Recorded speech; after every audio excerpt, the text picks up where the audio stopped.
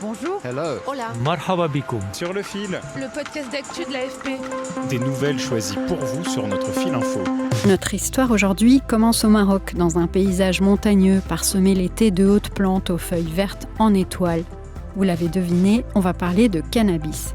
Au Maroc, le cannabis a une longue histoire de plusieurs siècles.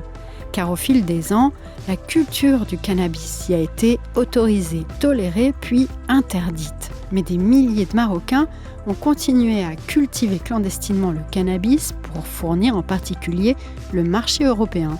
Depuis 2021, le Maroc a évolué suivant la tendance mondiale. La culture du cannabis y est légale pour un usage industriel, cosmétique et médical. L'objectif, devenir un leader mondial de ce marché florissant et tirer ainsi des centaines de milliers de paysans de la misère. Et la France, où le cannabis médical vient d'être autorisé, serait potentiellement un de ses plus grands débouchés, à condition notamment que les patients soient remboursés pour ces traitements. Je vous emmène donc dans le Rif marocain, sur les pas de mes collègues Kaoutar Oudriri et Hicham Rafi, puis à la rencontre d'un grand spécialiste français du sujet, le docteur Nicolas Autier. Sur le fil. Pour trouver le paradis du cannabis, il faut se rendre dans le Rif, ce système montagneux marocain proche des côtes méditerranéennes dans le nord du pays. Ici, les routes goudronnées sont rares et la chaleur est écrasante l'été. Et dans les années 1960-70, c'était une destination prisée des hippies qui adoraient se rendre dans la ville de Ketama et parfois même en ramener un peu de cannabis.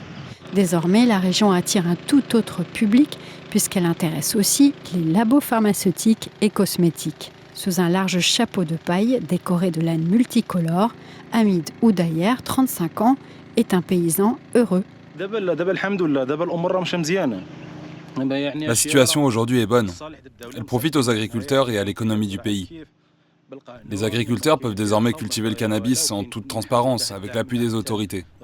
Fini le travail dans la clandestinité et la peur. La situation actuelle est bien meilleure qu'avant, quand les cultivateurs étaient confrontés à l'incertitude et au risque, surtout au moment de la vente de la récolte.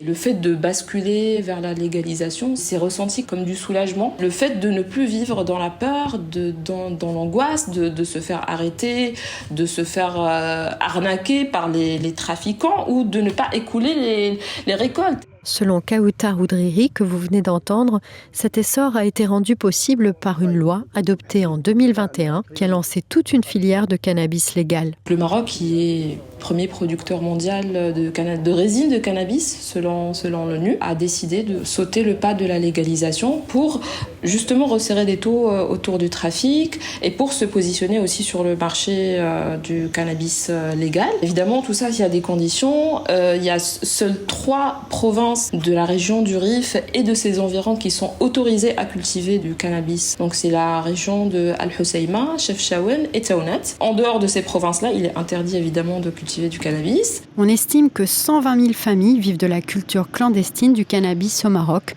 soit près de 400 000 personnes. Mais ces dernières années, elles n'en tiraient que de maigres revenus, d'autant que les autorités avaient intensifié leur lutte contre le trafic. La sécheresse récurrente a aussi touché les récoltes. Les revenus agricoles tirés du cannabis sont passés de 500 millions d'euros au début des années 2000 à 325, selon une étude publiée par le ministère de l'Intérieur marocain en 2020. Un contexte qui a donc convaincu le cultivateur Abdesalam Ichou, 32 ans, de changer de modèle. Aujourd'hui, nous vendons le kilo de la plante de cannabis à 40 ou 50 dirhams, ce qui est une bonne chose. C'est mieux qu'avant, quand on le vendait à 20 ou 25 dirhams. Et on a la possibilité de la vendre à crédit. La situation est excellente maintenant parce que l'agriculteur a un contrat avec la coopérative où tout est noté, y compris la quantité de la production, qu'il s'agisse d'une tonne, de 2 ou de 3 tonnes, ce qui garantit un revenu. Les cultivateurs pourraient bénéficier de 12% du chiffre d'affaires du marché légal contre 4% dans le marché illégal. Ça ne peut que tendre vers l'amélioration des conditions de vie de ces gens-là qui vivent dans une zone peu développée et assez déshéritée. En 2023, les agriculteurs ont récolté 300 tonnes d'herbes de cannabis légales, ce qui semble peu si on tient compte des estimations de production à l'échelle du pays, près de 23 000 tonnes en 2022 selon l'ONU. Mais selon Kaoutar, qui s'est rendu plusieurs fois sur place, le programme avance. Le roi Mohamed VI, il a décidé de gracier plus de 4800 agriculteurs qui étaient soit condamnés ou poursuivis pour des faits liés à des affaires de culture illégale de cannabis. Et en fait, ça fait partie de cette dynamique de tourner la page de la clandestinité et d'aller vers la légalisation. Évidemment, ça se fait petit à petit. Tout est organisé parce que les agriculteurs, ils doivent rejoindre des sortes de coopératives. Notre équipe a aussi pu se rendre dans l'une de ces coopératives, Biocanat, qui dispose d'un site de transformation situé à un peu plus d'1 heure de route de Mansoura, le village visité par Kaoutar. Dans cette usine, les plantes sont séchées puis transformées. Aziz Maklouf, le président de la coopérative, montre fièrement la machine d'extraction de l'huile de fleurs de cannabis. Je l'ai appelé il y a quelques jours pour prendre des nouvelles de la prochaine récolte. Et il m'a assuré qu'elle dépassera les 1000 tonnes. Et surtout, que l'exportation de cannabis à des fins médicales pour le marché européen était sur le point de décoller.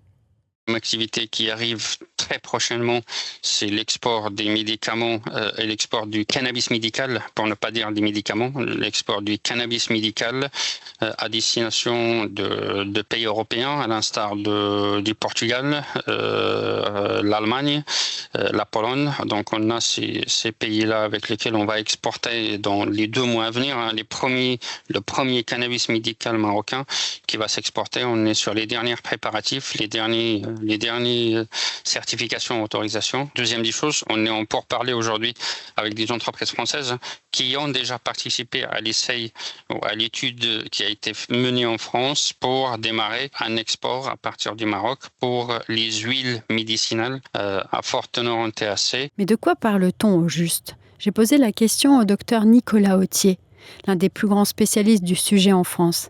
Il préside le comité de l'Agence nationale de sécurité du médicament sur l'expérimentation du cannabis médical.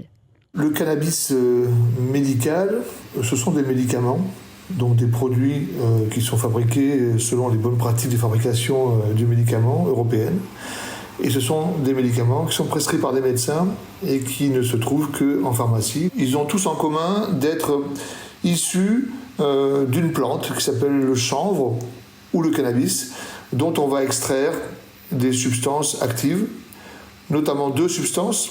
D'une part, le THC, tétrahydrocannabinol, qui est la substance la plus psychoactive, qui est largement connue pour les usages récréatifs du cannabis, mais dont on peut aussi avoir un usage thérapeutique en le maîtrisant, justement, dans un contexte médical.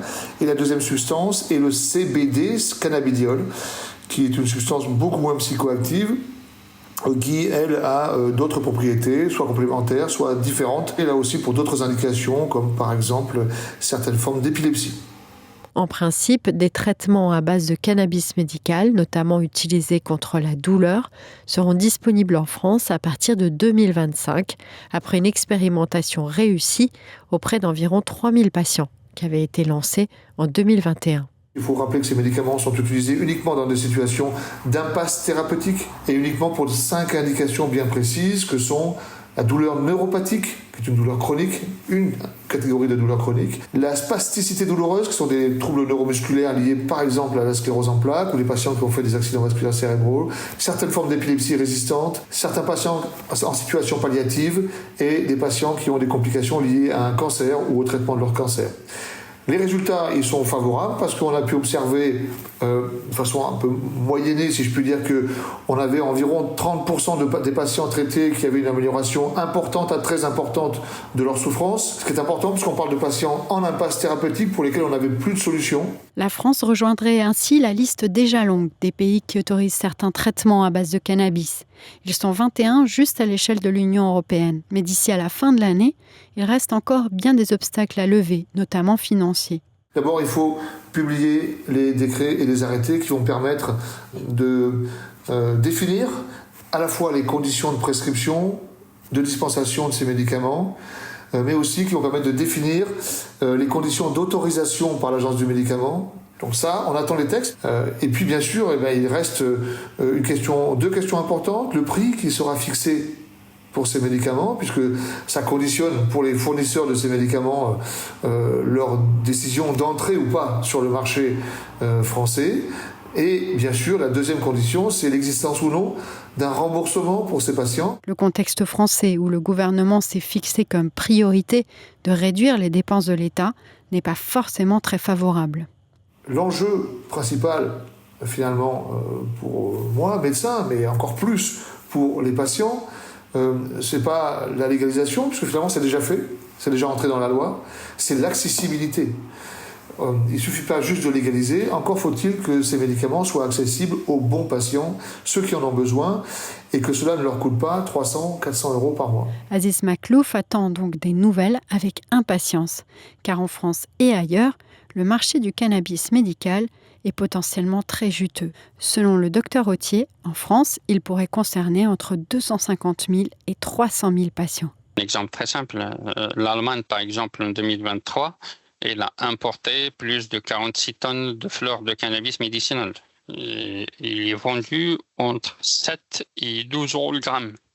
Donc là, je vous laisse imaginer le chiffre d'affaires fois 46 tonnes. Donc une manne pour le Maroc, à condition aussi d'exporter surtout sa variété endémique, la Beldia, moins gourmande en eau. Sur le fil revient demain. Merci beaucoup de nous avoir écoutés. Je suis Michaela Cancela-Kiffer. Je me permets de vous laisser un dernier message pour vous appeler à voter pour nous au Paris Podcast Festival. Nous faisons partie de la sélection des 40 podcasts finalistes avec notre série Sur la Terre. Si vous êtes arrivé d'écouter des épisodes de Sur la Terre et que vous les avez appréciés, alors votez pour nous. Je vous laisse le lien dans la description. À bientôt. Merci beaucoup.